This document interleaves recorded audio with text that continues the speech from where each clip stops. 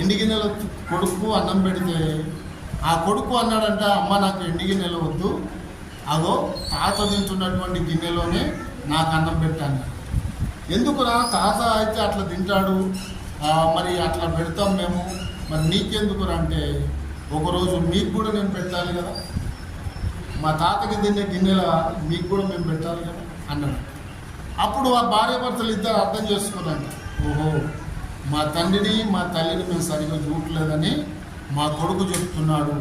ఈ కొడుకు ఎక్కడ నేర్చుకున్నాడు చెప్పండి? స్కూల్లో నేర్చుకుంటారు, సండే స్కూల్లో నేర్చుకుంటారు, ఇక్కడ చర్చిలో నేర్చుకుంటారు. కాబట్టి బాలుడు నడవలసినటువంటి త్రోవ వారికి నేర్పినట్లయితే పెద్దవాడైనప్పుడు దాంట్లో నుండి తొలగిపోడు. ఇక్కడ తల్లిదండ్రులు ఉన్నటువంటి పిల్లలు నేర్చుకోవాలి. మీ తల్లికి మీ తల్లికి ఆ దుఃఖము కలగనించవచ్చు.